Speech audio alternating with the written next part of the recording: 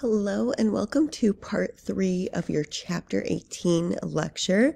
Here we're going to talk about nutrition, body composition, and weight management. Specifically in this part 3 video, we'll be focusing more on the weight management portion. So we're going to pick up here where we talk about healthy ranges of percent body fat.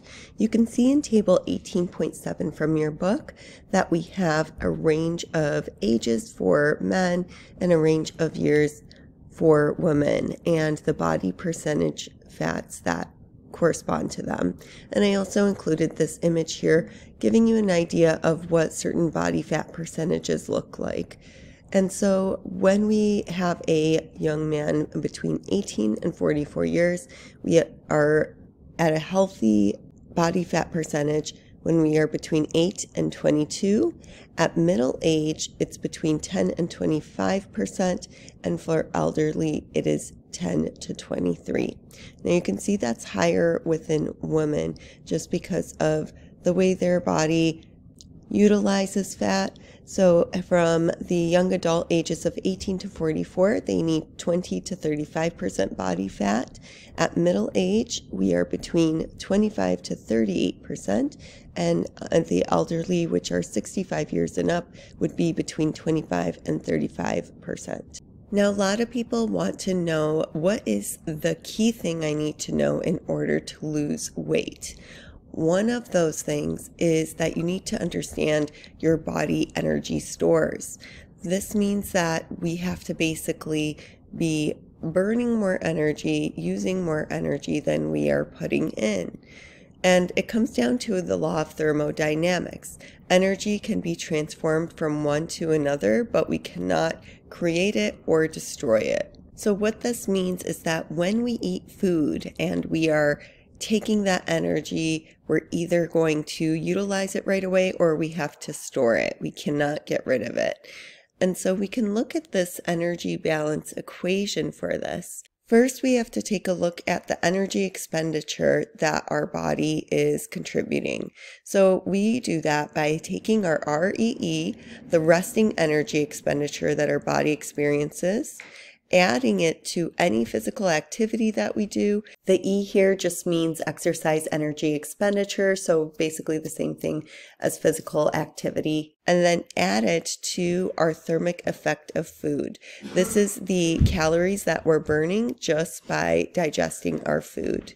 And so we're going to take that energy expenditure and subtract it from our energy intake, so the calories we get from our food consumption. And as a result, we see what the change in our body macronutrient energy stores are. If we have excess fat, we're going to store that within our white fat cells. If we have protein, we're going to use that within our cell. And our carbohydrates are going to be stored as glycogen within the liver or our muscle. So you can see here with people who are sedentary, they're going to have a large piece of that pie serving as resting energy expenditure. And we see very little of their physical activity and their exercise energy expenditure. And the thermic effect of food is going to be the same no matter what. In someone who is active, we are going to see a smaller number of that resting energy expenditure and a larger piece due to the physical activity and exercise energy expenditure. In the previous slide, we talked about how macronutrients are stored. So this is just a little bit more detail over here for each of our macronutrients and the role that they play within our energy balance. With our carbohydrates, we'll see that they'll be stored within our liver and skeletal muscles. Like we said, we can take those glucose molecules and put them all together in order to store it as glycogen. And we have a small storage, so we can have approximately 500 grams of 1 pound. For our proteins, we don't really use them as storage. We are going to be constantly utilizing the proteins in areas of the cell, making different enzymes, sitting within the cell membrane, and so forth.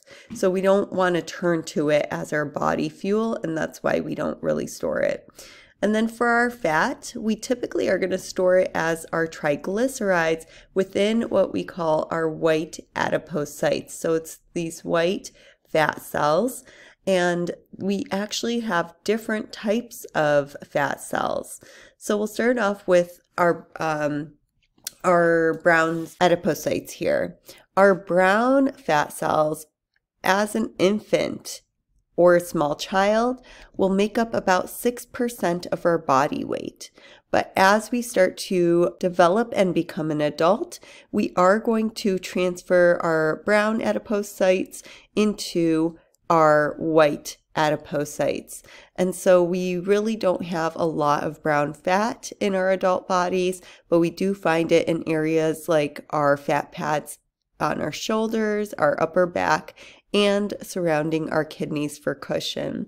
And the reason they have this brown appearance is because we have a lot of mitochondria within these fat cells, whereas within our white, you could see we're limited in that because we use it mostly for fat storage.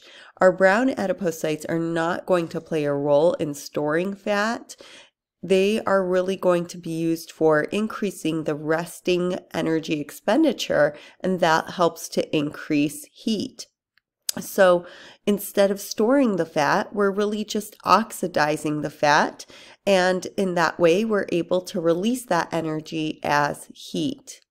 Now you might be wondering what this beige adipocyte is. It's kind of in between the white and the brown, but it's more like the brown in that it is going to have more mitochondria than the white fat cell, and also its role is more about being able to increase that energy expenditure again and generating heat.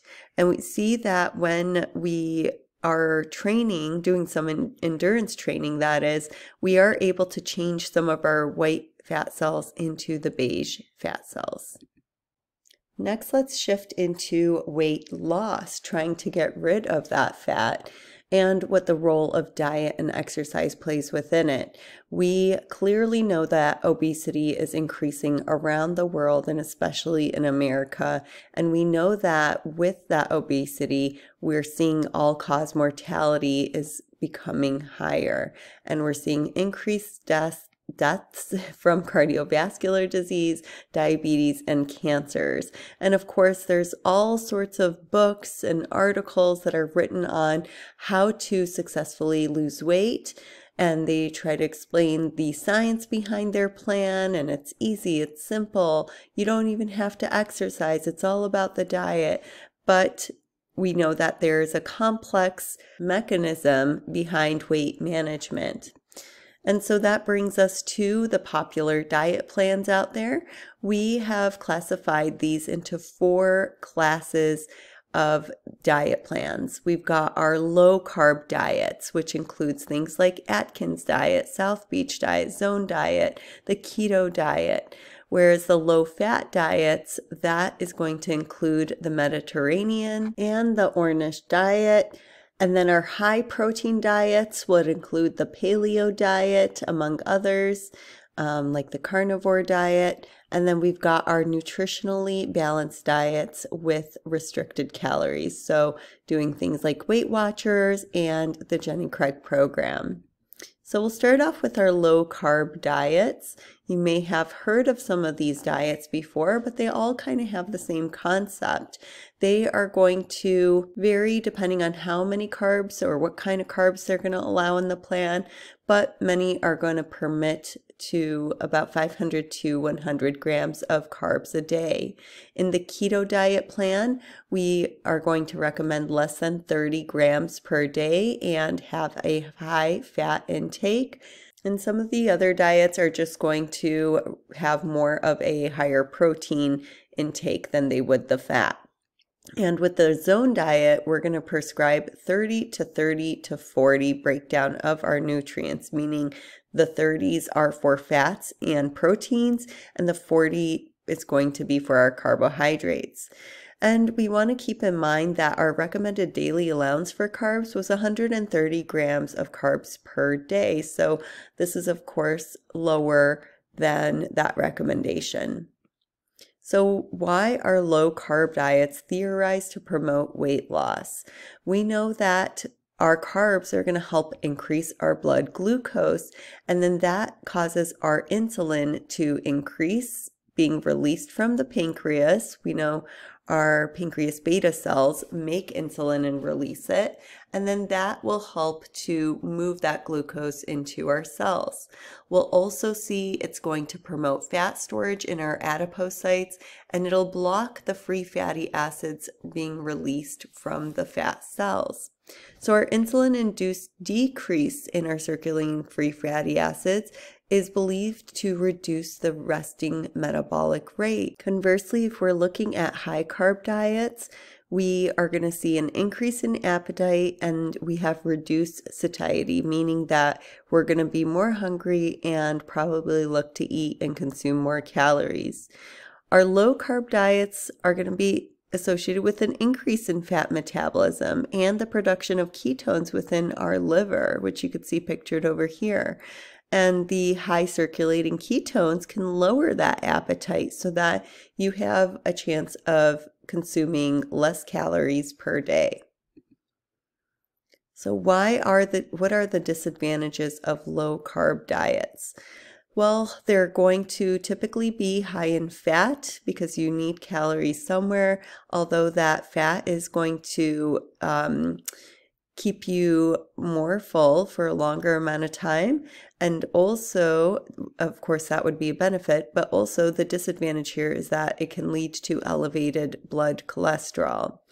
And our low carb diets are going to be high in protein, and that could be dangerous for people who are dealing with any type of kidney disease and having to process high amounts of protein. And it's going to provide a challenge for long-term adherence to the diet plan. Sometimes we have these clients that will go on a low carb diet, they'll lose a bunch of weight, feel great, but then within 6 months they've gained it all back. All right, let's move into our low-fat diets now. Some of the most common low-fat diets are going to be the Ornish and the Mediterranean diet. This pyramid here is showing the idea or the structure of the Ornish diet. It recommends removing cholesterol and fats from the diet and instead replacing it with grains, legumes, or fruits and vegetables, which you could see are in abundance here at the lower end. And there are some healthy fats in here, so it's not completely restricted, but you just want to make better choices as to what those fats are. And so this diet recommends a 70 to 20 to 10 ratio, 70 being carbs, 20 being the proteins, and 10 being the fats. Whereas our Mediterranean diet is going to be low in things like red meat, sugar, saturated fats, but has high vegetables, nuts, and healthful foods. So this is a nice little idea of what you could expect in the Mediterranean diet. So why are these low-fat diets theorized to promote weight loss and promote health benefits? Well, we know that we would have a reduction within the amount of blood cholesterol levels. We also know that we are going to have a lot of calories if we were eating more amounts of fat. And our fats have to be metabolized, otherwise they're going to be stored within our fat cells. So if we eat a low amount, they are not going to end up in those fat cells. What are the disadvantages of our low-fat diets? We know that a lot of the low-fat food products are processed foods that could be high in other things like sugar or additives, and it can interfere with the absorption of our fat-soluble vitamins A, D, E, and K, and also it could limit our intake of essential fatty acids that we need for our health. And we talked about in chapter 18 earlier what those functions that we need fat for are. Now let's move into our high protein diets, which would include our paleo diet. Basically, this diet is based on what you can hunt and gather, and it's going to be designed to mimic foods eaten of the prehistoric ancestors. So you could see the pyramid here at the bottom. We could see some fish and lean meats, and we've got fruits and vegetables that are non-starchy. And then we've also got some nuts in there. And this is basically going to exclude things like dairy products or our grains and other types of processed foods. So how does this type of diet promote weight loss and have health benefits? We know that it's going to be low in fats, so we could reduce things like high cholesterol and also too many fats within our adipocytes. Our high protein diets help to ensure that we get the proper amount of protein within our body with all of those essential amino acids. Remember, we're going to have 9 essential amino acids, and it also helps to increase our satiety. So the hunger pains should stay away, and it also increases our resting energy expenditure, because to break down protein is going to require a lot more calories, a lot more energy. So this little graph here will, or not graph, but little figure is showing us that we use the least amount of energy to break down fats. Second is going to be our carbs, but proteins definitely require a lot more energy to break apart and digest. What are the disadvantages of a high protein diet? It's a new diet that has limited information. We don't know the long-term effects of the health impact. Is it going to affect our kidneys later on? We simply don't know this research just yet. And also the adherence to the diet is reported as low. And so we don't see typically a long-term success, but we can say that that is unknown as well, as it hasn't really been researched. So what about those popular diets that include Weight Watchers and Jenny Craig? They tend to look for more of a balanced diet plan that has been compiled from nutritional organizations, and they look to follow the AMDR for the amount of carbs, fat, and proteins, but they restrict the number of calories. So we're really in a negative caloric effect in order to lose the weight. They have their own products where they may have reduced calories, and you count the amount of calories, and I believe it's Weight Watchers that works off of points, and you can follow with an app, and it's the same concept with Jenny Craig. So why is a nutritionally balanced diet theorized to promote weight loss and health benefits? It's going to, like we said, reduce the calories that they take so that we can make sure that the client is going to lose weight. The plans are typically going to be low in fat intake, but again, we're following those AMDR guidelines, and we make sure to get enough protein. So this is just an example of what a typical meal would look like. And we make sure to get enough of the dietary fiber as well. So it's really difficult to study the effectiveness of each of these different types of plans, diet plans here. And that is really because it's difficult to follow each of these subjects and know that we have full control of their food intake. We also need an adequate number of these subjects, and to follow them for an extended period of time doesn't really work. So we've got more short duration diet studies, which really doesn't give us the full big picture, because we do see that, especially with our low carb diets, a lot of the weight loss could just be water loss rather than actual weight. So we can lose 5 pounds of water within 14 days on a low carb diet. And if you look here on the right hand side, we can see our weight loss here on the y-axis associated with the amount of time and the type of diet. So we see within the first 6 months that all of these types of diets are allowing weight loss to take place. And then over time, we do see after 2 years, gradually that is increasing by about 1 to 1.5 kilograms, I would say, for the majority of the programs.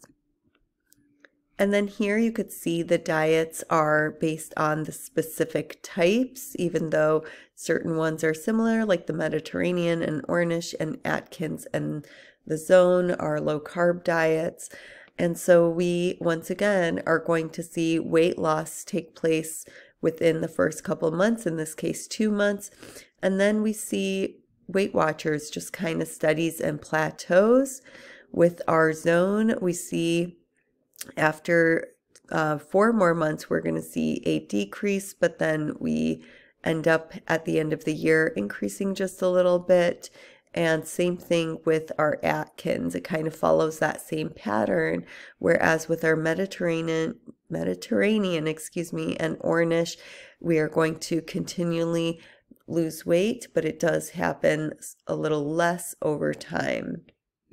So one of the biggest factors to predicting weight loss is adherence. And so making sure that you have a diet that contains foods that gives you that sense of being full will help to suppress your appetite.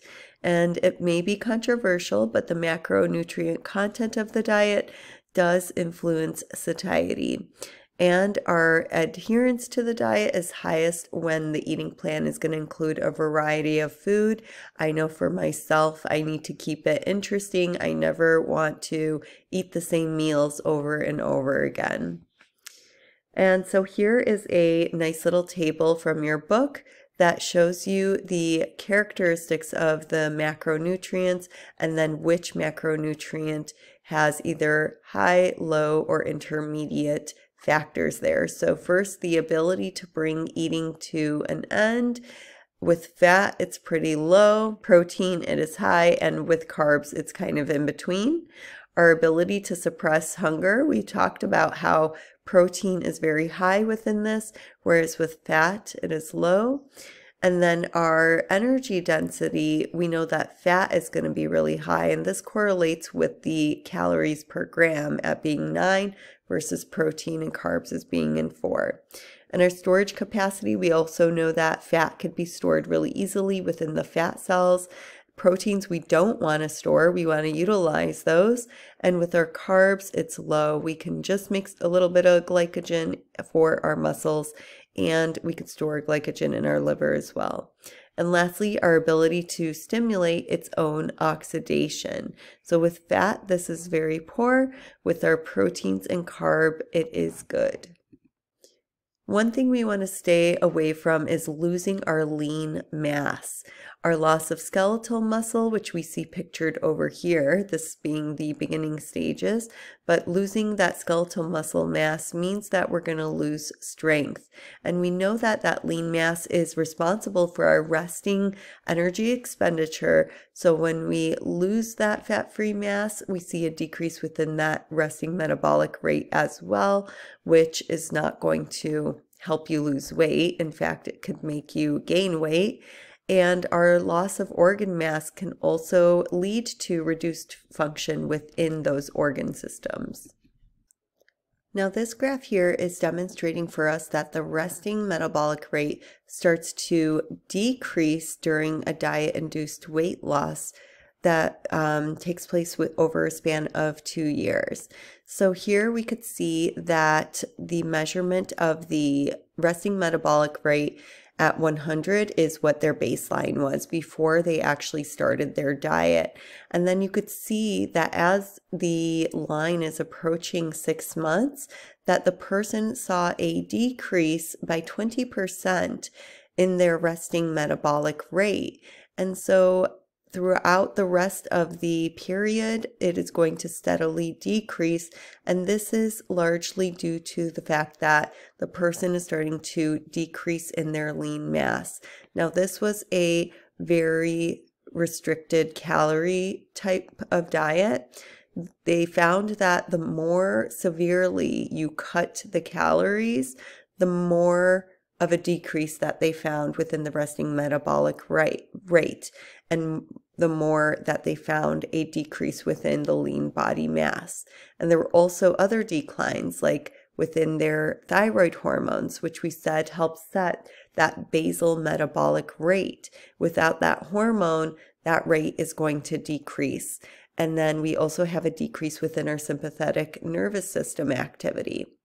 And so all of this is happening basically because your body is thinking, okay, I need to hang on to the fat stores that I have. I need to hang on to that glycogen that I have.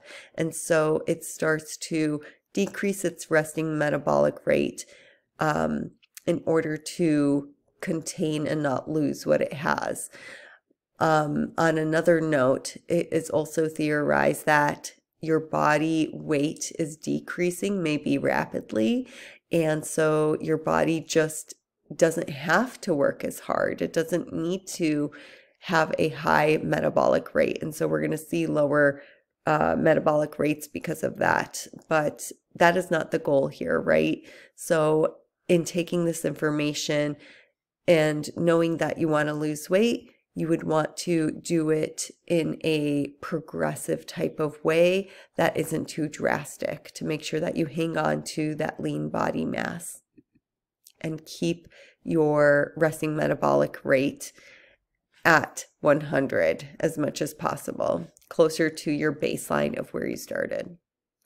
So here are some diet and exercise key points. We know that exercise alone is not going to promote long-term weight loss. You can see that in the graph over here where we see the weight loss in kilograms and the months of diet and exercise. And when we were exercising alone, we do see a little bit of a weight loss, but then it pretty much goes back to where you started. With diet alone, we do see more of a change in weight loss, and that stays kind of as a plateau.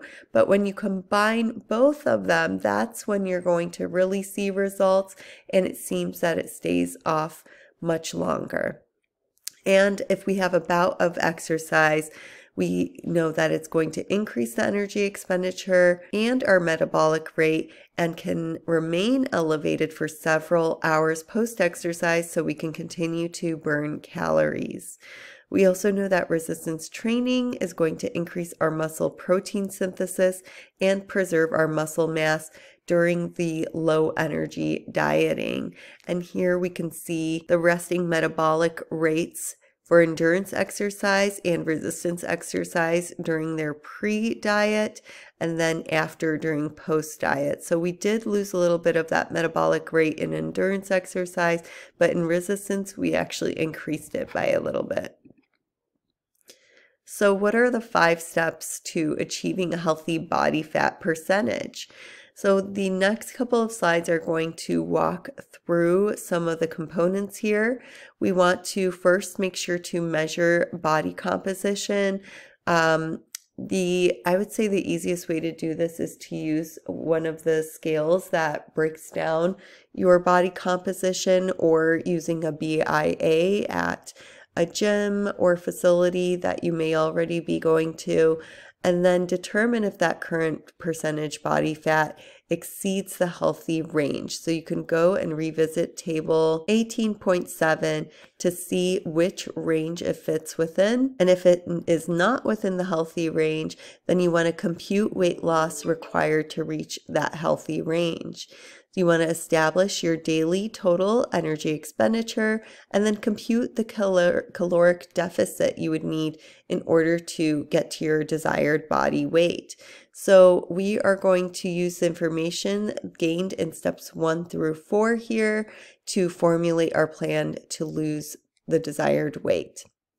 So like I said, the first step is to determine what your body composition is. We already talked about the different methods of doing this. And then remember that inherent errors do exist for some of these techniques.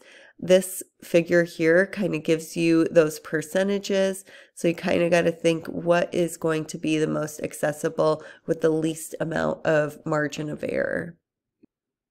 All right, now for step 2, we want to determine the body weight to achieve your desired percentage body fat. So we are just going to use an example here. We have a 21-year-old female student. She weighs 162 pounds and her body fat is 36%. So she is 1% out of the healthy range for her age for body fat percentage. So she establishes her weight loss goal to achieve a healthy 20% body fat. That's her goal. So stage 1, we need to calculate her fat-free weight. And to do this, we are going to take 100% and subtract it by her current body fat percentage, which is 36%, and that gives us a total of 64% as being her fat-free weight. Then we're going to take that percentage and multiply it by her current weight, 162 pounds, and we get her fat-free weight in pounds, which is 103.7 pounds. Now for stage 2, we want to calculate her goal weight. So to do this, we need to take her fat-free weight and divide it by 1 minus her goal percentage fat, where we are going to express that as a fraction. So she wants it to be 20%, so we're going to change that over to 0.2. And then we need to calculate the body weight associated with her body composition as 20% fat. So we're going to do this by taking her fat-free weight, which was 103.7 pounds, and divide it by 1 subtract 0.2, and our total is going to be her goal weight as 192.6 pounds. So her goal weight, like we said, is 129.6 pounds in order to achieve her desired goal of having 20% body fat. So now is step 3. We want to determine the daily total energy expenditure in a 3-stage computation to estimate each component of total energy expenditure. So first, we need to calculate the resting energy expenditure.